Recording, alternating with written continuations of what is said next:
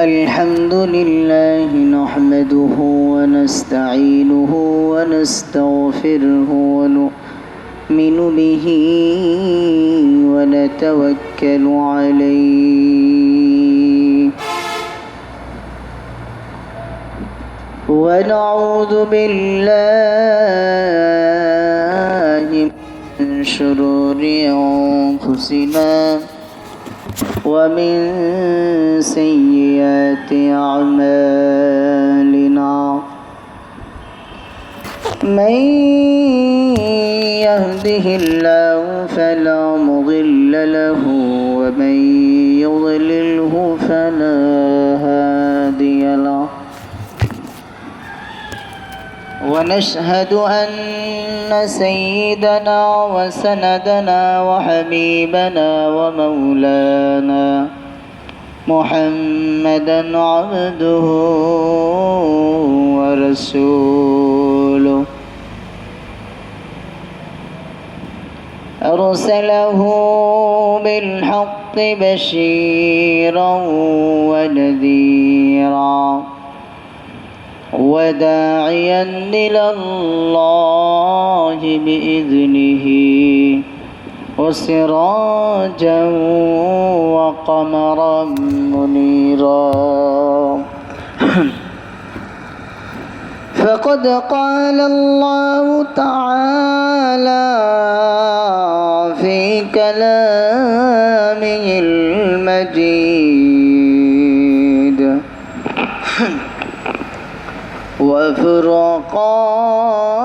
وفرقانه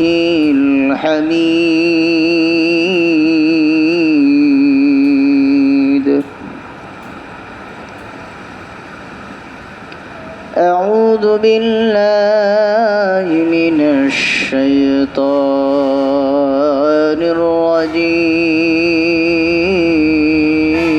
الرجيم بسم الله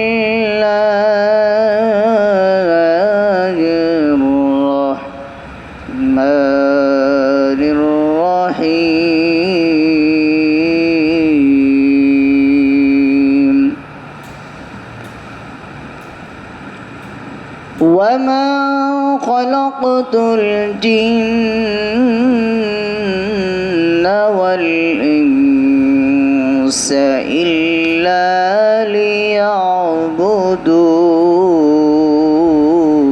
ليعبدون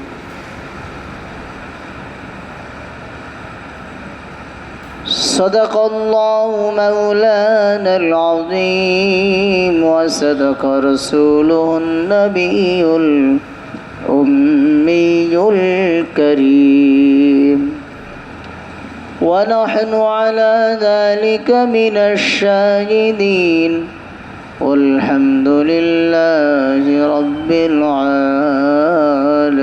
العالمين সকলে দিল থেকে মোহাব্বতের সাথে দুরূদ শরীফ পড়ি اللهم صل على محمد وعلى آل محمد كما صليت على إبراهيم وعلى آل إبراهيم إنك حميد مجيد اللهم بارك على محمد وعلى آل محمد كما باركت على إبراهيم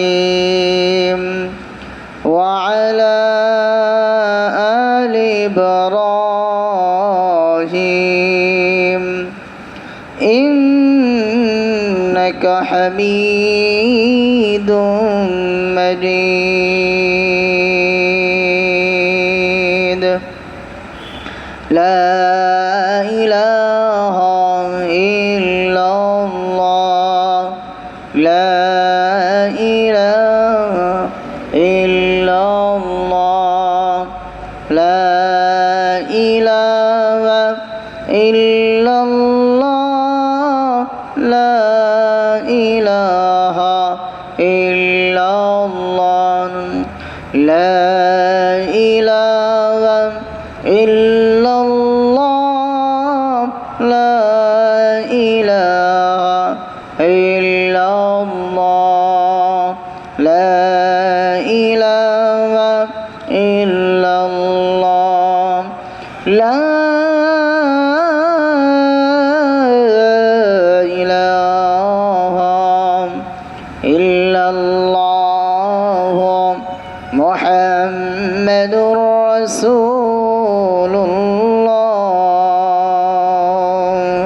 अगर खाई रज़ाए हक़ अदा कून अगर खाई रज़ाए हक़ अदा कून बंदगी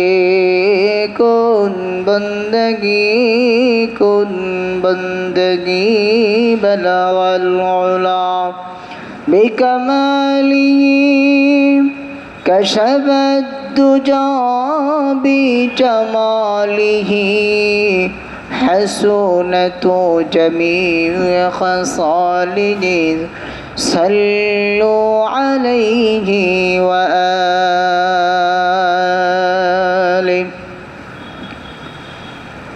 الحمد لله الله سبحانه وتعالى দরবারে লাখ কোটি শুকরিয়া যে আল্লাহ সুবহানাহু ওয়া তাআলা আমাদেরকে বড় দয়া করে মায়া করে ভালোবেসে মহব্বত করে গুরুত্বপূর্ণ একটি মাস জিলহজ মাস, আরবি মাসের সর্বশেষ মাস। এ মাসের গুরুত্বপূর্ণ ইবাদত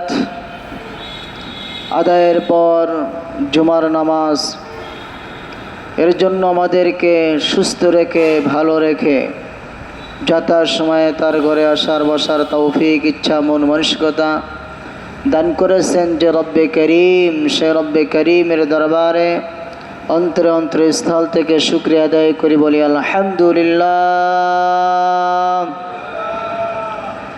লক্ষ কোটি দুরুদ ও সালাম রহমতুল লিল আলামিন শফিউল মুজনিবিন খাতামুন নবীন ইমামুল মুরসালিন নবীউল আরব আল আজম হযরত মুহাম্মদুর রাসূলুল্লাহ সাল্লাল্লাহু আলাইহি ওয়াসাল্লামের উপর।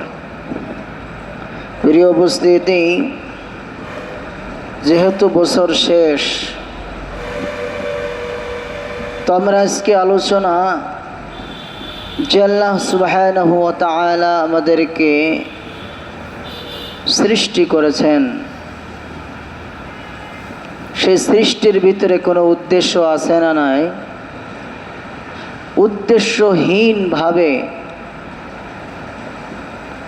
কোনো কাজ কোনো বিবেক সম্পন্ন মানুষ পর্যন্ত করে না। উদ্দেশ্যহীনভাবে যদি কেউ কোনো কাজ করে, এমনকি চলাফেরা করে, তাহলে মানুষ তাকে পাগল বলে। এমনকি পাগলেরও একটা উদ্দেশ্য আছে, যে তার নিজের কাছে নিজে বুঝতেছে, আমরা বুঝতেছে পাগলামি, কিন্তু তার কাছেও তার হাসা খেলা, ওই পাগলামির ভিতরে তার একটা উদ্দেশ্য আছে। তো আল্লাহ সুবহানাহু ওয়া তাআলা এই কুল কায়নাত সৃষ্টি করেছেন, তার কোনো উদ্দেশ্য আছে না নাই? অবশ্যই উদ্দেশ্য আছে, কিন্তু সমস্ত মাখলুক সৃষ্টির ভিতরে কার কি উদ্দেশ্য সেটা আল্লাহ তাআলাই ভালো জানেন। কিন্তু আল্লাহ সুবহানাহু ওয়া তাআলা মানুষকে যে উদ্দেশ্য করে বানিয়েছেন, সেটা তিনি বর্ণনা করেছেন যে কোন উদ্দেশ্যে আমি মানুষ বানাইলাম। তো সমস্ত সৃষ্টির ভিতরে আল্লাহ তাআলা এই মানুষকে সবথেকে শ্রেষ্ঠ সৃষ্টি বলে উল্লেখ করেছেন। তো যে ব্যক্তি শ্রেষ্ঠ হয়, তার কাজগুলো কি নরমাল হয় না শ্রেষ্ঠ হয়? আমাদের দেশের প্রধানমন্ত্রীর যে চেয়ার, ওই চেয়ারটা হলো যে প্রধানমন্ত্রী, ওই চেয়ারে যে বসবে সে প্রধানমন্ত্রী। তো প্রধানমন্ত্রীর চেয়ারটা যেমন, ওইখানে যে বসবে তার কাজটাও তেমন, ঠিক না?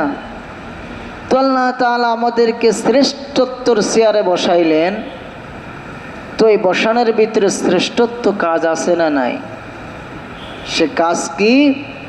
সে কাজ হলো যে শ্রেষ্ঠ মানুষ, এই সমস্ত মাখলুকাত আল্লাহ তাআলা যা বানাইছেন তার ভিতরে ফিকির করবে, চিন্তা করবে। কি করবে? চিন্তা ফিকির করবে। আল্লাহ তাআলা বলেন, وَيَتَفَكَّرُونَ فِي خَلْقِ السَّمَاوَاتِ وَالْأَرْضِ رَبَّنَا مَا خَلَقْتَ هَذَا بَاطِلًا سُبْحَانَكَ فَقِنَا عَذَابَ النَّارِ।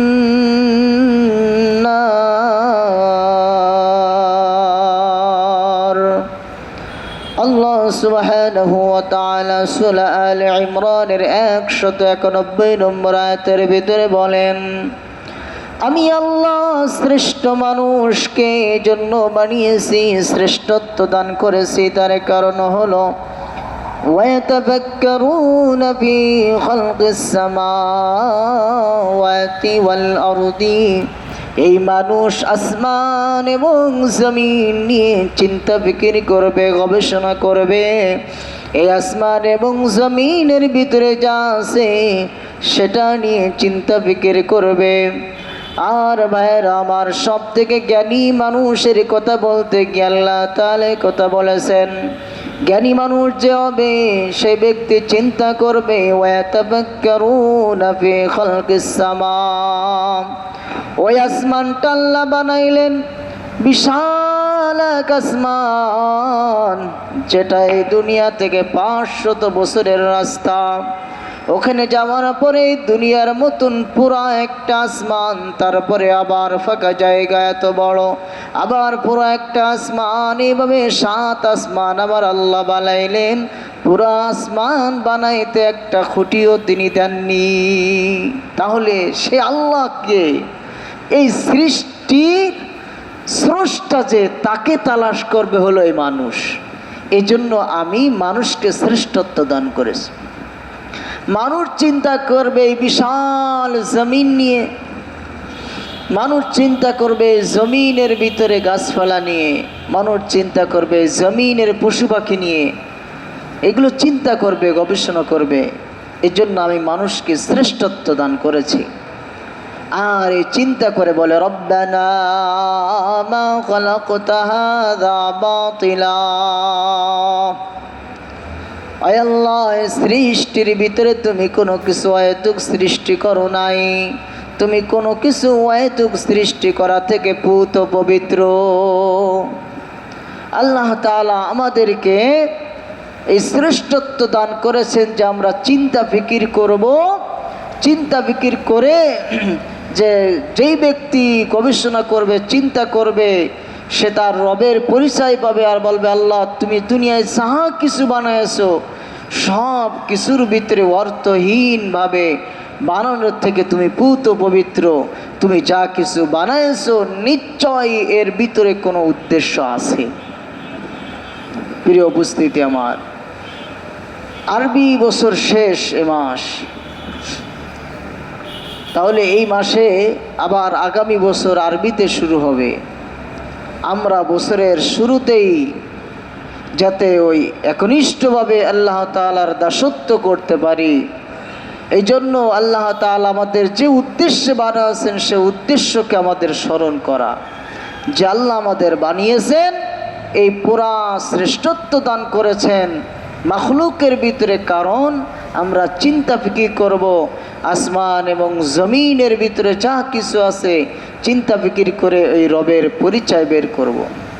রবের পরিচয় বের করে তাহলে সেই রবের দাসত্ব গোলামি করার জন্য আল্লাহ তাআলা আমাদেরকে শ্রেষ্ঠত্ব দান করেছেন। আমি বলেছিলাম আমরা যেমন শ্রেষ্ঠ, আমাদের কাজ হলো শ্রেষ্ঠ। আমাদের কাজও কি? শ্রেষ্ঠ। তো শ্রেষ্ঠ ব্যক্তি যদি শ্রেষ্ঠ কাজ না করে তাহলে কি তার শ্রেষ্ঠত্ব মর্যাদা থাকে? থাকে না। ভাইয়ের আমার, তো আল্লাহ তাআলা দুনিয়ার ভিতরে মানুষ এবং জিনকে বানাইছেন একমাত্র তার দাসত্ব করার জন্য। ওই চিন্তা ফিকির করে দাসত্ব গোলামি করবে রবের, আল্লাহর। এই আল্লাহর গোলামি করার জন্যই মূলত আমাদেরকে বানিয়েছেন। কিন্তু আমাদের কাজকর্ম দেখলে মনে হয় যে আমাদেরকে আল্লাহ বানিয়েছেন শুধু খাওয়ার জন্য, শুধু কথা বলার জন্য, শুধু চলাফেরা করার জন্য, ব্যবসা বাণিজ্যই করার জন্য। আর কোনো উদ্দেশ্য আমাদের নাই, শুধু খাবো আর পেটটা ভরবো, এটাই যেন কেমন উদ্দেশ্য। ভাইয়েরা আমার, যদি খাবারই উদ্দেশ্য হতো তাহলে আমাদের থেকে অনেক বেশি খাইতে পারে গরু, ছাগল, ঠিক কিনা? তাদের তো শ্রেষ্ঠত্বের নাম দেওয়া হতো। যদি খাওয়াই শ্রেষ্ঠত্ব হতো তাহলে হাতি, তিমি মাছ কত বেশি খায়, তারাই শ্রেষ্ঠত্ব হতো। বলতে পারেন হুজুর তারা তার গোশ পায় না, মাছ পায় না, খায় না। তাহলে সিংহ কি দোষ করলো? তাহলে বাঘ কি দোষ করলো? কুমির কি দোষ করলো? তারা তো ভালো ভালো গোশ খায়, মাছ খায়, খায় না? তারা তো ভালো ভালো গোশত খায় আমাদের থেকে। তাহলে প্রিয় ভাইয়ের আমার, আমরা তো জীবনে হরিণের গোশ পাই না, কিন্তু কই পশুগুলো হরিণ খাচ্ছে। তো শ্রেষ্ঠত্ব তো তারা হওয়ার দরকার ছিল। আমরা কেন শ্রেষ্ঠ? আমরা কেন হলাম শ্রেষ্ঠ? গায়াত তাজাল্লুলি ফিল খুশুই, আমরা এই জন্য শ্রেষ্ঠ যে আমরা জীবনের সর্বস্তরে সর্বক্ষেত্রে আমাদের নতশির হতে হবে, আমাদের আপাদমস্তক নত হবে। আমরা নতশির হব। কি জন্য নত হব? আল্লাহর দাসত্বের কাছে, আল্লাহর গোলামের কাছে নত থাকব। কারণ আল্লাহ আমাদের বিবেক দিয়েছেন আর তাদের বিবেক দেয়নি। খাওয়াটাই আমাদের জীবনের মূল উদ্দেশ্য নয়। গায়াতুত তাযাল্লুলি ফিল খুশুই, জীবনের সর্বস্তরে সবথেকে বিনয়িতা, সবথেকে নমনীয়তা প্রকাশ করাই হলো আমাদের শ্রেষ্ঠত্বের পরিচয়। আমরা যে যত বেশি আমাদের রবের সামনে আমাদেরকে বিলীন করে দিতে পারবো, আমাদের মর্যাদা তার তত বেশি বেড়ে যাবে। দুনিয়ার নিয়ম অনুযায়ী যদি আমরা লক্ষ্য করি, দেখেন দুনিয়ায় একজন দাস যিনি থাকেন, ওই দাস তার মুনিবের সব হুকুমগুলো অকাতরে পালন করে মেনে নেয়, ঠিক না? ইবাদতও একই জিনিস, এটা কঠিন কোনো জিনিস না। আমরা তো কঠিন বানাই নিয়েছি।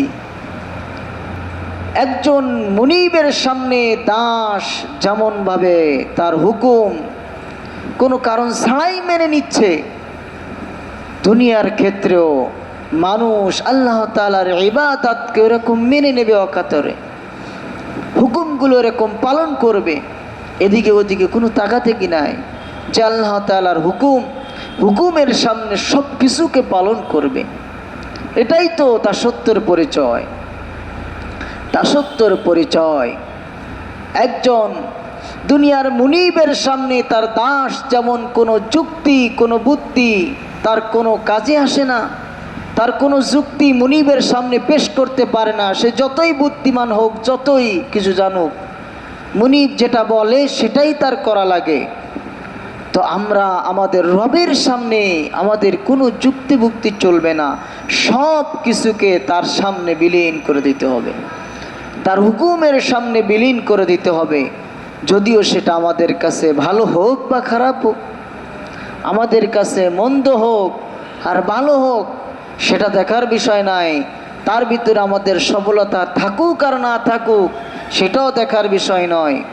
আমাদের মুনিবের, আমাদের স্রষ্টার হুকুম পালন করতে হবে, সেখানে কোনো যুক্তি চলবে না। আল্লাহ সুবহানাহু ওয়া তাআলা কুরআনুল কারীমে সূরা বাকারার 216 নম্বর আয়াতে সে কথাই বলেন, আসা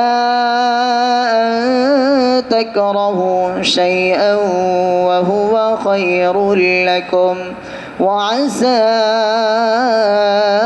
أن تحبوا شيئا وهو شر لكم।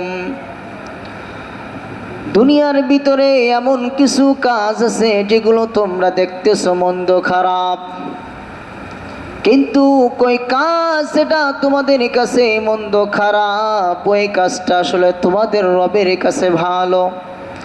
আর দুনিয়ার ভিতরে এমন কিছু কাজ আছে যেটা দেখতেছো তোমাদের কাছে বড় ভালো, কিন্তু কই কাজ তোমাদের রবের কাছে বড় খারাপ। অতএব এখানে ওই কাজ করতে গিয়ে দেখতেছো ফজরের সময় কষ্ট করে শীতের সময় উঠে নামাজ পড়া লাগে, ঠান্ডা পানি দিয়া উজু করা লাগে, তোমার কাছে বড় খারাপ লাগে, কিন্তু তোমার রবের কাছে এটা বড় ভালো। ঘুম থেকে উঠে ফজরের নামাজ পড়া লাগে, তোমার কাছে বড় খারাপ, কিন্তু তোমার রবের কাছে বড় ভালো। তোমার সারাদিন উপোস থাকতে হয়, কষ্ট হয়, তোমার কাছে বড় খারাপ লাগে, কিন্তু তোমার রবের কাছে বড় ভালো। তুমি উপার্জন করেছো এ অর্থ আবার তোমাকে অন্যকে দেওয়া লাগে, এটা তোমার কাছে বড় খারাপ, কিন্তু তোমার রবের কাছে বড় ভালো। এত কষ্ট করে মক্কায় গিয়ে তোমাকে কিছু কার্য সম্পূর্ণ করতে হয়, তোমার কাছে বড় কষ্ট লাগে, খারাপ, কিন্তু তোমার রবের কাছে বড় ভালো। মনে রাখতে হবে, তোমার কাছে যে কাজগুলি খারাপ লাগে ওই কাজগুলো তোমার রবের কাছে বড় ভালো। আর তোমার কাছে অনেক কিছু ভালো লাগে, যেমন অন্যের থেকে তোমার সম্পদ বিনা কষ্টে নিতে বড় ভালো লাগে, কিন্তু এটা তোমার রবের কাছে বড় খারাপ। তোমাকে হারাম কিছু খাইতে বড় ভালো লাগে, কিন্তু এই হারাম কাজ তোমার রবের কাছে বড় খারাপ। তোমার দুনিয়ার বুকে সুদের সাথে জড়িত হতে, ঘুষের সাথে জড়িত হতে বড় ভালো লাগে, কিন্তু এটা তোমার রবের কাছে বড় খারাপ। ও দুনিয়ার মানুষ, মনে রাখতে হবে, কোনো যুক্তি বুদ্ধি কিছুই চলবে না। রবের যেটা ভালো লাগে সেটাই তোমার করতে হবে, রবের যেটা খারাপ লাগে সেটাই তোমাকে ছেড়ে দিতে হবে। এটাই হলো তোমার রব দাসত্বের পরিচয়। ভাইয়েরা আমার,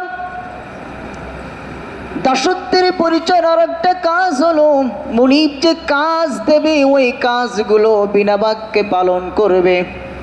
আমরা যেহেতু গোলাম, আমরা ইবাদত করব মুনিবের। এখানে মুনিব আমাদের যে কাজগুলি দিবে সে কাজগুলি আমাদের বিনা বাধায় বিনা কথায় করতে হবে। কিন্তু দুনিয়ার দিকে লক্ষ্য করলে দেখা যায়, দুনিয়ার ভিতরে এমন কিছু মানুষ আছেন যেই মানুষগুলো যখন ভালো থাকে তখন তার রবকে স্মরণ করে। আল্লাহ বলেন, দুনিয়ার ভিতরে এমন কিছু মানুষ আছে যখন তারা ভালো থাকে তখন আমাকে তারা বড় স্মরণ করে। وَمِنَ النَّاسِ مَن يَعْبُدُ اللَّهَ عَلَى حَرْفٍ فَإِنْ أَصَابَهُ خَيْرٌ اطْمَأَنَّ بِهِ وَإِنْ أَصَابَتْهُ فِتْنَةٌ انقلب على وجهه خسر الدنيا والآخرة ذلك هو الخسران المبين।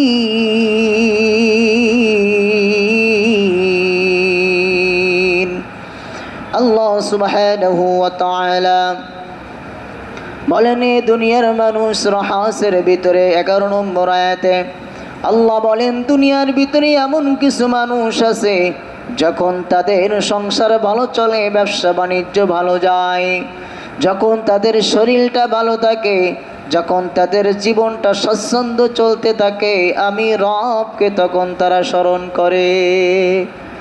তারা যখন ভালো থাকে, সুখে থাকে, তখন আমাকে স্মরণ করে। এমন লোক আছে না নাই?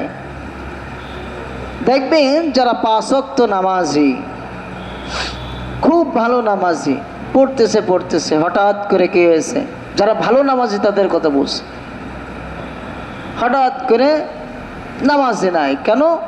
কয়েকটা বিবাদে পড়ে গেছে, কি একটা হয়েছে, এখন আর নামাজ কালাম পড়ে না। আছে না নাই? প্রিয় ভাইয়ের আমার, তাহলে বিপদ যখন আমি ভালো আছি তখন নামাজ পড়লাম, আর যখন খারাপ আছি তখন নামাজ পড়লাম না, তাহলে কি আল্লাহর হুকুম পালন করা হলো, কাজ করা হলো না? আল্লাহ বলতেছেন, হ্যাঁ এমন কিছু মানুষ আছে যখন তারা ভালো থাকে, ভালো খায়, ভালো পড়ে, ব্যবসা বাণিজ্য ভালো চলে, তখন আমার কথা স্মরণ করে। আর যখন ভালো থাকে না, ব্যবসা বাণিজ্য ভালো চলে না, তখন আমাকে বেমালুম ভুলে যায়। আমি সে রব একজন আছি সেটা তার স্মরণই নেই। কারণ যে সময় ভালো ছিল তখন ওই ভালো রাখনেওয়ালাকে, আর ওই খারাপ সময়টা যে যাচ্ছে এই খারাপ সময়ও তার ভালো করনেওয়ালাকে আল্লাহ। অতএব এখন ভালো আছি, খারাপ হয়ে যেতে পারে, যিনি ভালো রাখছিলেন তার কাছেই তুমি চলে আসো। এটাই তো পরীক্ষা, তোমাকে কাজ দেওয়া হয়েছে, ভালো থাকো খারাপ থাকো যে অবস্থায় থাকো তোমাকে পালন করতে হবে হুকুম। মনে রাখবে যে তুমি ভালো অবস্থায় হুকুম পালন করলে, কিন্তু মন্দ অবস্থায় আমার হুকুম পালন করলে না, খাসিরাত দুনিয়া ওয়াল আখিরা, এটাই হলো তোমার বিপদের সংকেত। যে তুমি দুনিয়ায় তো বিপদে পড়েছো, আমাকে ভুলে গেছো। এই ভুলে যাওয়ার কারণে তোমার তো দুনিয়ায় কষ্ট হচ্ছেই, দুনিয়ায় তোমার বিপদাবাদ বালি মুসিবত হচ্ছেই, আখিরাতেও তোমার বিপদাবাদ বালা মুসিবত তোমার উপরে শামিল হবে। প্রিয় ভাইয়েরা আমার, তাহলে আয়াত দ্বারা আমরা কি জানলাম? যে বিপদাবাদ বালা মুসিবত যে অবস্থায় আমি আপনি থাকি না কেন, সে অবস্থায় কাজ করতে হবে কার? আল্লাহর। যদি না করি, যদি সুখে যখন থাকি, ভালো যখন থাকি তখন গোলামি দাসত্ব করব, আর যখন অসুখে থাকি তখন দাসত্ব করব না। ওই ব্যক্তি সম্পর্কে আল্লাহ বলেন, তুমি দুনিয়ায় তো বিপদে পড়ছই, আর আখিরাতেও তোমার বিপদ অপেক্ষা করতেছে। যালিকা হুয়াল খুসরানুল মুবিন, এটাই হলো তোমাদের জন্য সবথেকে সুস্পষ্ট বিপদ, ক্ষতি। অতএব প্রিয় ভাইয়েরা আমার, এই আয়াত থেকে আল্লাহ যে কথা আমাদের শুনাইলেন যে মানুষ ভালো থাকলে ইবাদত করে, খারাপ থাকলে ইবাদত করে না, এই কাজ আমরা করব। যারা ইবাদত করি, যারা নামাজ পড়ি, তারা নামাজ যারা পড়তেছি তারা তো পড়বই, কখনোই যে বিপদই আসুক আমাদের উপরে, ওই বিপদ যতই আসুক আমরা কখনোই আমরা কি করব না? আল্লাহর হুকুম পালন করা ছাড়বো না। কি করা ছাড়বো না? আল্লাহর হুকুম পালন করা ছাড়বো না। প্রিয় ভাইয়েরা আমার, আল্লাহর হুকুম পালন করার জন্য আরেক শ্রেণীর মানুষ আছে। আল্লাহ বলতেছেন, এক শ্রেণীর মানুষ তো ভালো থাকলে ইবাদত করে, কিন্তু আরেক শ্রেণীর মানুষ আছে যখন খারাপ অবস্থা হয় তখন আর মসজিদ ছাড়ে না। কি করে না? মসজিদ ছাড়ে না। তখন আর পারলে মানুষকে সদকাও করে। যখন বিপদে পড়ে তখন এমন আমাকে ডাকাডাকি করে, পারলে নফল রোজাও রাখে। এমন সমাজে মানুষ আছে না নাই?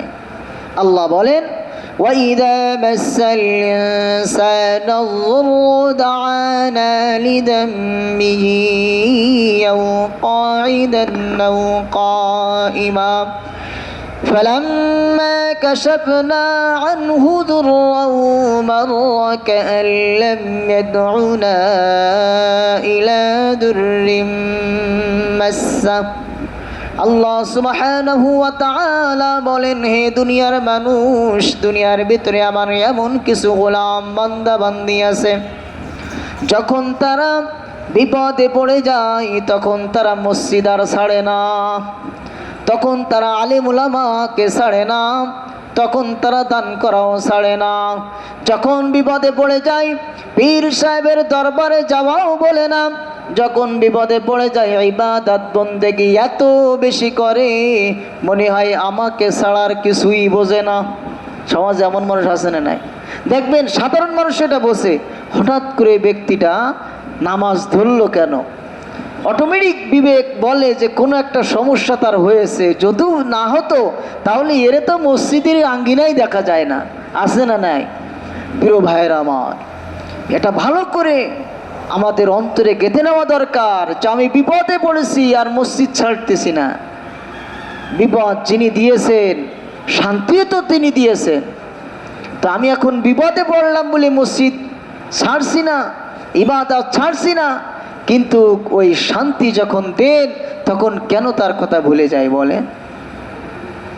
তা আল্লাহ তাআলা বলতেছেন আফসোস করে, দুনিয়ার ভিতরে এমন কিছু মানুষ আছে যখন পারিবারিক দ্বন্দ্ব, ছেলেমেয়েদের দ্বন্দ্ব, সাংসারিক সমস্যা, ব্যবসা বাণিজ্যের সমস্যা, অর্থনৈতিক সমস্যায় পড়ে যায়, রাজনৈতিক সমস্যায় পড়ে যায়, সামাজিক সমস্যায় পড়ে, এই বিপদ আবার দেখলে তখন সোজা আমার ইবাদতে লেগে যায়, আমাকে তখন ভোলে না, সবসময় আল্লাহ আল্লাহ করতে থাকে। দাড়িটা লম্বা হয়ে যায়, তখন হাতে তসবি উঠে যায়, মাথায় টুপি উঠে যায়, পাঞ্জাবিও গায়ে লেগে যায়, কারণ সে এখন আমাকে ছাড়া আর কিছু বোঝে না। ওয়াইদা মাসাল ইনসানা যুররু দাআনা লিজামবিজি, আল্লাহ বলতেছেন ও শুয়েও আমার কথা মনে করে, আও কয়দান, দাঁড়ানো অবস্থায়, চলাফেরা অবস্থায়, সব সময় আমি রব, আমি আল্লাহ যেন তার কি একটা হয়ে গেছি, আমাকে এমনভাবে স্মরণ করতে থাকে। আমার আল্লাহ নিজেই বলতেছেন লিজামবিহি আও কায়দান আও কায়মা, উঠতে বসতে চলতে ফিরতে সব সময় আমার কথা। ফালাম্মা কাশাফনা আনহু দুররাহু মাররা কাআন লাম ইয়াদউনা, আল্লাহ বলেন আমি যখন ওই বান্দার বিপদটা সরায় দিই, যখন তার ব্যবসা বাণিজ্যের অবস্থা ভালো হয়ে যায়, যখন তার পারিবারিক অবস্থা ভালো হয়ে যায়, রাজনৈতিক অবস্থা ভালো হয়ে যায়, দেখবেন রাজনৈতিক নেতারা ভোটের আগের মসজিদ ছাড়ে না, যারে পায় তারে সালাম কালাম করে কি করে না, এই আয়াত কেমন যেন তাদের সাথে ভেসে যায়। যে একজন দেখবেন জীবনও মসজিদের কাছে আসে না, কিন্তু ভোটে দাঁড়াইছে, মসজিদে মসজিদে নামাজে রক্তে রক্তে মসজিদে সেই নেতাকে পাওয়া যায়, ঠিক না? প্রিয় ভাইরা আমার, আল্লাহ বলতেছেন যখন বিপদটা কেটে যায় তখন কেমন যেন ও যে বিপদে পড়েছিল, ও যে আমার কাছে আসিল, এটা ভুলেই যাইবে মালুম, ওর মনেই নেই যে ও বিপদে পড়িল।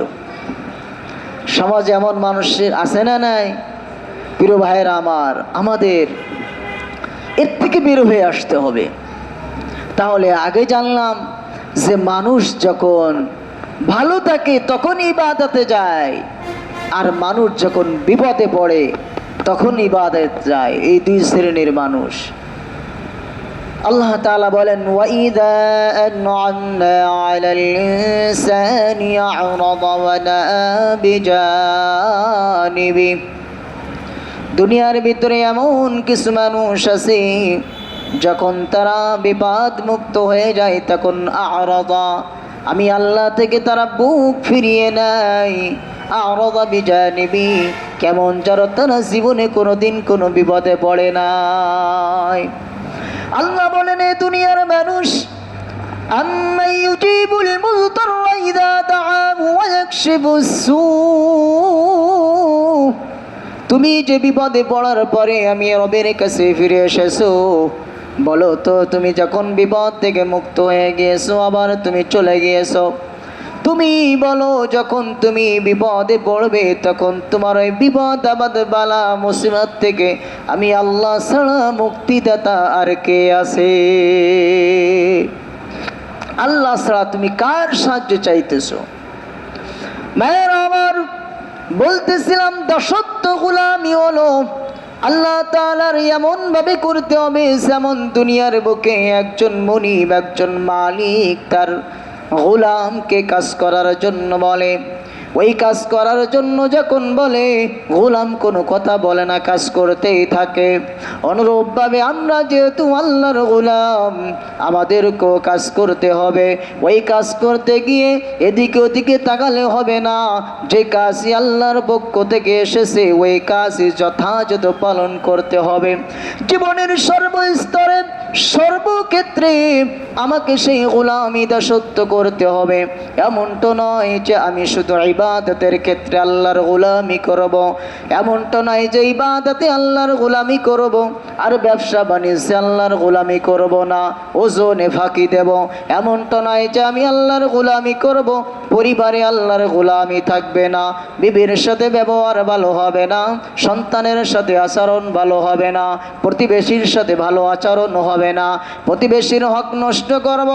এমন যেন না হয় জমি জায়গার সাথে আল্লাহর হুকুম থাকবে না, এমন যেন না হয় অর্থনৈতিক ক্ষেত্রে আল্লাহর গোলামি থাকবে না, এমন যেন না হয় সামাজিক ক্ষেত্রে আল্লাহর গোলামি থাকবে না, এমন যেন না হয় রে মুমিন রাজনৈতিক ক্ষেত্রে আল্লাহর গোলামি থাকবে না, এমন যেন তোমার জীবন না হয়। আল্লাহর গোলামি কেমন? হযরত আইয়ুব আলাইহিস সালাতু ওয়াস সালাম জলিলুল কদর নবী একজন, দেখেন জীবনের সর্বক্ষেত্রে কিভাবে তিনি গোলামি করেছেন। আইয়ুব আলাইহিস সালাতু ওয়াস সালাম একদিন গোসলখানার ভিতরে ঢুকলেন। আল্লাহ পরীক্ষা করার জন্য আইয়ুবকে এত সম্পদ দান করেছিলেন। আইয়ুব অনেক বড় সম্পদের মালিক ছিল। আইয়ুব গোসল করতে ঢুকছে, কিন্তু গোসলখানার ভিতরে স্বর্ণের প্রজাপতির মতন ক্ষুদ্র এক ধরনের পাখি অনবরত এরকম বর্ষণ হতে লাগলো। বুখারীর ভিতরে এসেছে, অনেক কিতাবের ভিতরে হাদিস এসেছে, যখন ওই ক্ষুদ্র পাখি স্বর্ণের নিচে পড়তে থাকলো, আল্লাহর নবী আইয়ুব আলাইহিস সালাতু ওয়াস সালাম ওই স্বর্ণর প্রজাপতি জাতীয় পাখিটা ধরে ধরে ধরে ধরে জমা করতে লাগলেন। ওই স্বর্ণগুলো নিয়ে উনি জমা করতে লাগলেন। আল্লাহ তাআলা বলেন, হে আইয়ুব, তুমি তো দেখি বড় লোভী, কারণ আমি তোমাকে এত সম্পদ দান করলাম, তারপরেও তুমি এই স্বর্ণ জাতীয় পাখিগুলির লোভ তুমি ছাড়তে পারো না, ওইগুলোকে জমা করা ধরছো। আল্লাহর নবী আইয়ুব আলাইহিস সালাতু ওয়াস সালাম বলেন, হে আল্লাহ, আমি এই পাখিগুলোকে কারণে জমা করতেছি না যে এর প্রতি আমার লোভ আছে, আমি এই কারণেই জমা করতেছি যে আল্লাহ আপনার পক্ষ থেকে যে নিয়ামতগুলি এসেছে, এই নিয়ামতগুলি আমি কেমনে অ্যাবাউট করি, কেমনে বাদ দিই, এই নিয়ামতের কেমনে আমি নাশুকরি করি, এই নিয়ামতের শুকুর আদায় করার জন্য এগুলোকে জমা করতেছি, কারণ এগুলো আমার মহান রবের পক্ষ থেকে এসেছে। ভাইরা আমার, আমাদের জীবনটা এমন হওয়া দরকার। আল্লামা তকি উসমানী দামাত বারাকাতুহুল আলিয়া বলেন, হে দুনিয়ার মানুষ, তোমরা যে আল্লাহর পক্ষ থেকে এত এত নিয়ামত পাও, তারপরও তোমরা ওই আল্লাহকে কেন ভুলে যাও? শুনে নাও, দুনিয়ার মানুষ কয়দিন আগে ঈদ চলে গেল। উনি বলেন, মাঝে মধ্যে আমরা 5 ভাই যখন বাড়িতে আসতাম, ঈদের সময় আমার আব্বা জান আমাদের কিছু ঈদ বোনাস দিতেন। মুরব্বীরা ঈদ বোনাস দেয় না? বলেন, আব্বা জান 25-30 এরকম টাকা দিতেন, 20 টাকা আমাদের দিতেন। উনি বলেন, আমরা 5 ভাই তখন হাজার হাজার টাকা মাসে কামাই করি। আব্বা যদি কখনো 30 টাকা দিতেন, আবদার করে আরো 5 টাকা বাড়ায় 35 টাকা নিতাম। কয় টাকা নিতাম? 35 টাকা নিতাম। উনি বুঝাইতে চাচ্ছেন যে শোনেন, এই 35 টাকা নেওয়ার ভিতরে কি মজা। আমরা ওই টাকার দিকে লক্ষ্য করতাম না, আমরা লক্ষ্য করতাম কার হাত থেকে এই টাকাটা আসছে, এই টাকাটা দিচ্ছেন কে। এই টাকাটা আমরা খামে ভরে রেখে দিতাম আমাদের পিতার স্মৃতি হিসেবে।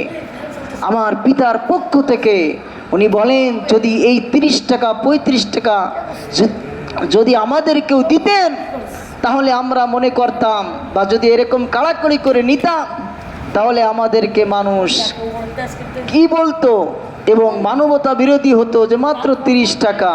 মানুষ আমাদেরকে অনেক খারাপ কথা বলতো, এবং যে দিত সেও কেমন যেন একটা অবস্থা তৈরি হয়ে যেত। কিন্তু আমরা দেখতাম না এই টাকাটা কত, এটা নয়, এই টাকাটা আসতেছে কার হাত থেকে, প্রিয় ভাইরা আমার, আমরা আজকে মসজিদে এসেছি, আমরা চিন্তা করতেছি আমরা তো খেয়ে দিয়ে সুস্থ হয়ে চলে আসতেছি। না ভাই, আমাদের এই সুস্থ রাখতেছেন কে? আমাদের এই ব্যবসা বাণিজ্য করার জন্য শক্তি দিতেছেন কে? আমরা কার পক্ষ থেকে এত এত নিয়ামত পেয়ে আমাদের জীবন চালাইতেছি? আমাদের কি কোনো হুঁশ আছে? প্রিয় ভাইয়েরা আমার, এই জন্য আল্লাহর পক্ষ থেকে যখন যে নিয়ামত ছোট ছোট ছোট হোক না কেন সেটাকে কদরদানি করা। আমি 1000 কোটি টাকার মালিক হয়ে গেলেও কোনো ব্যবসাকে ছোট করে না দেখা, কোনো কাজকে ছোট করে না দেখা।